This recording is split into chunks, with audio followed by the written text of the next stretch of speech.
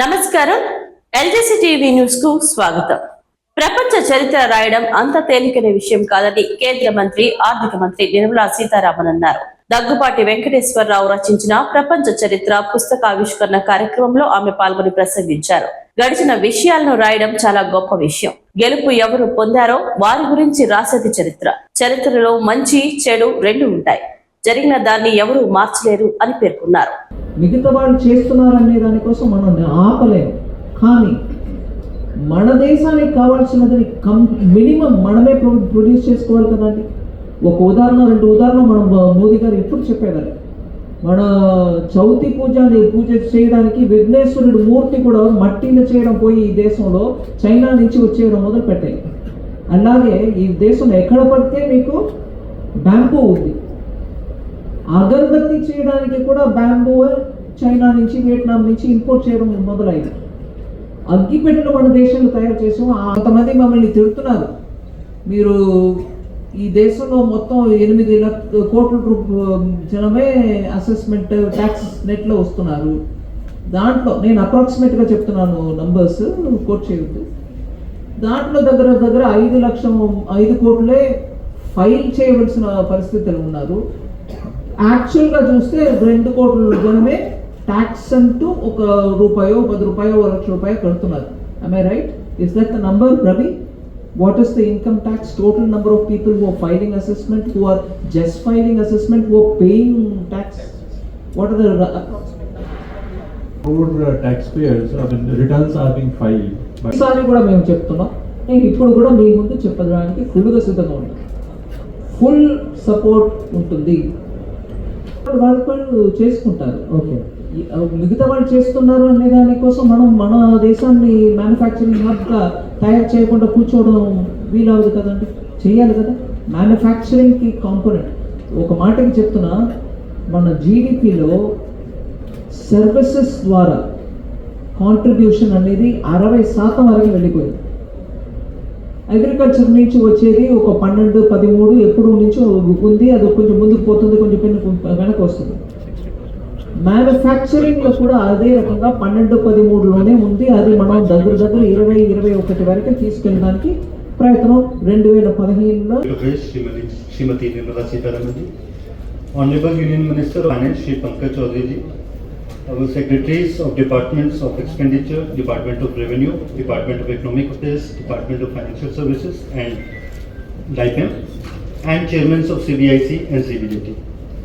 Myself, Rajendra Chaudhary, ADG PIB Vijayawada, welcomes you all to this press interaction on Budget 2025. Except for 1 year, the entire finance ministry team goes all over the country, say about 4-5 places, to explain the budget. In that process, we meet up with the city's business leaders,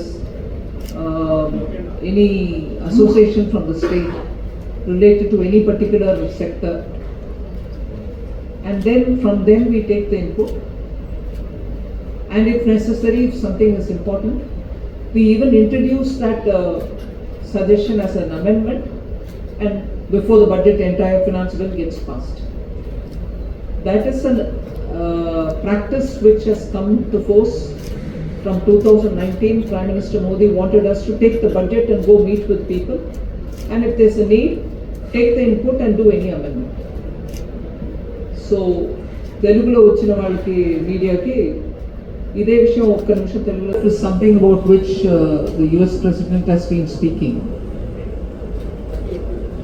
The Commerce Minister, Shri Piyush Goyal ji, is already gone to US, and he will be talking with the US Commerce Secretary and also US Trade Representative, the USTR as they say.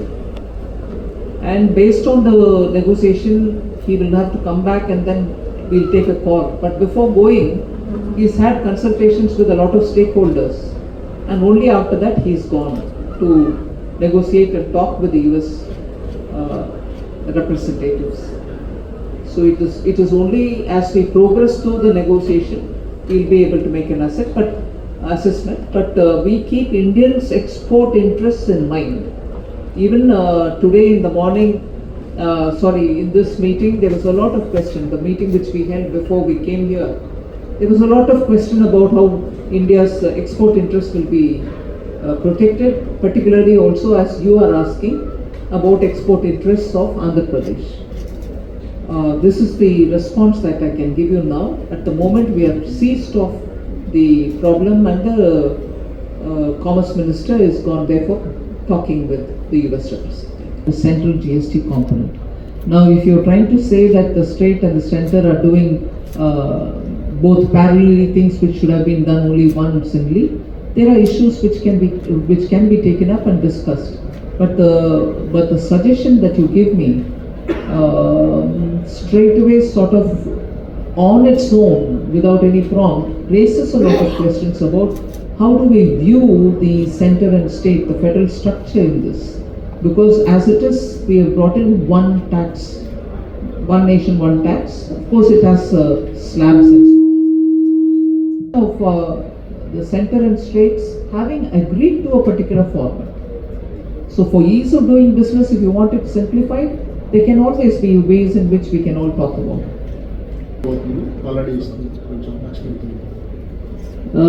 Finance minister Andhra నేను budget table చేశారు కదండి. Plus July 24 బడ్జెట్లో ఆంధ్రాకి ఏమేమి చేయబోతున్నాం అనేది కూడా వివరంగా మనం చెప్పాము. మిగతా స్టేట్స్ తోటి ఆంధ్రాకి రావాల్సిన ట్యాక్స్ ద్వారా, డెవల్యూషన్ ద్వారా వచ్చే డబ్బు ఎలాగైనా వస్తుంది. అది కాకుండా స్పెసిఫిక్గా ఏమేమి స్కీమ్స్ చేస్తున్నాం ఆంధ్ర కోసం అనేది ఉన్నటువంటి పేమెంట్స్ పోలవరం కన్స్ట్రక్షన్కైనా లేకపోతే ఉన్న ప్రాజెక్ట్స్కైనా అవన్నీ కూడా మెల్లమెల్లగా క్లియర్ అవుతూ వస్తున్నాయి. ఈ పట్టు కూడా ఫిబ్రవరిలో 25-26 సంవత్సరానికి కావాల్సిన బడ్జెట్లో కూడా ఆంధ్రాకు మనం స్పెసిఫిక్గా ఏమేమి చేస్తున్నాం అనేది స్పెసిఫిక్గా డిస్క్రైబ్ చేశాను. బడ్జెట్ ద్వారానే RINLకి ఎక్స్పెక్టేషన్, అంటే నా ఎక్స్పెక్టేషను మీ ఎక్స్పెక్టేషను చెప్పట్ల, క్యాల్కులేషన్ ద్వారా వచ్చిన అమౌంట్ కంటే కూడా ఎక్కువ ఇచ్చి కొంచెం కన్సిస్టెంట్గా వాళ్ళు ముందుకు వెళ్ళాలి. ఉన్న 3 ఫర్నేస్లో ఒక్క ఫర్నేసే ముందు చేసింది, ఎప్పుడో ఒక సమయం 2వ ఫర్నేస్ పని చేసింది, కానీ 3వ ఫర్నేస్ ఎప్పుడు కూడా పని చేయలేదు. అట్లాంటి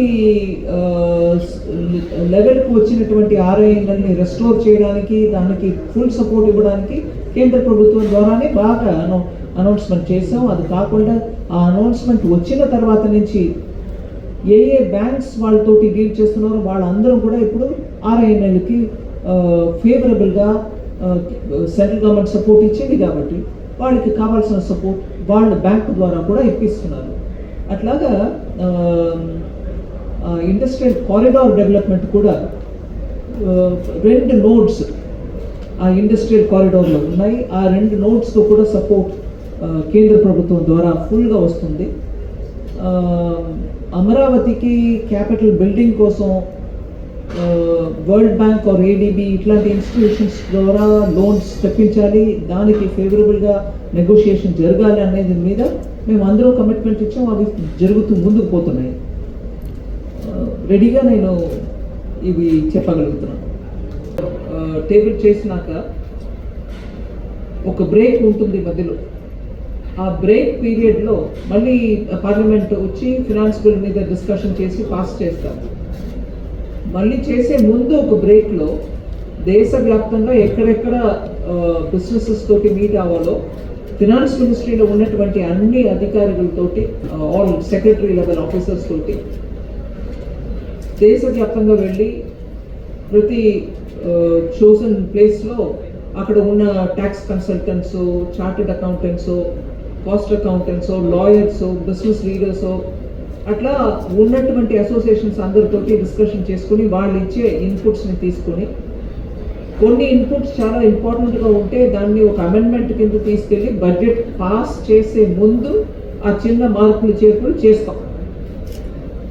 అదే సిరీస్లో ఈ సంవత్సరం కూడా ఆల్రెడీ ముంబై వెళ్ళాం. ఇలా ఒక్కొక్క డెస్టినేషన్ వెళ్ళే ముందు సెకండ్ డెస్టినేషన్గా, I right, this is the second place, second డెస్టినేషన్గా విశాఖపట్నం వచ్చాం. ఇక్కడ ఇందుకు ముందు నేను చెప్పినట్టు చార్టెడ్ అకౌంటెంట్స్, కాస్ట్ అకౌంటెంట్స్ అందరూ మాతో ఇంటరాక్ట్ అయ్యారు. ప్లస్ ఇక్కడ ఉన్నటువంటి కస్టమ్స్ అధికారియో లేకపోతే ప్రిన్సిపల్ కమిషనర్ ఇన్కమ్ ట్యాక్స్ వాళ్ళందరూ కూడా ఒక ఫీల్డ్లో ఉన్నారు ఆ మీటింగ్లో. సో దాని భాగంగా అయిపోయినాక ఆ మీటింగ్ అయిపోయినాక ఇక్కడ ప్రెస్ కాన్ఫరెన్స్ నడిపించుకోవాలని మీ అందరితోటి కలవడం జరుగుతుంది. సో ఫార్మల్గా క్వశ్చన్ ఆన్సర్. నువ్వు 2 లక్షలు సంపాదిస్తే ఇంత, 4 లక్షలు సంపాదిస్తే ఇంత, 8 అంటే ఇంత, అలా చెప్పుకొని 50 లక్షల వరకు ₹1 కోటి దానికంటే పైన ఉన్న వాళ్ళకి కూడా రేటు పెడుతున్నాం. అది ఎందుకు పెడుతున్నాం అండి? 12 లక్షల వరకు సంపాదిస్తున్న వాళ్ళకి అది ఒక్కటే వాడి శాలరీని అన్నప్పటికీ ఏం ట్యాక్స్ లేదు. కానీ ఒక 50 కోట్లు సంపాదించేవారు 50 లక్షలు సంపాదించిన వాళ్ళకి మొదటి 2 లక్షల్లో కూడా వాళ్ళు ట్యాక్స్ పే చేయాలి. అందుకే కదా 2, 4, 6, 8% are the rate given. So 30% వాడు కట్టే ముందు ఈ 2 వల్ల 4 వల్ల 6 వల్ల బెనిఫిట్ ఉంటుంది వాడికి. సో ఈ మొత్తం అందుకు ఇది గుచ్చాయింపుగా సోషల్ మీడియాలో పెట్టే అమౌంట్ని పెట్టుకుంటే మీరు డిసైడ్ చేయవద్దండి. 30% పే చేయడానికి అతను వచ్చే అప్పటికే ఈ 2, 4, 6, 8 ఒక్కొక్క అమౌంట్కి వాళ్ళు రేటు పెడుతున్నారు చూడండి. 2 లక్షలకి మొదటి 2 లక్షలకి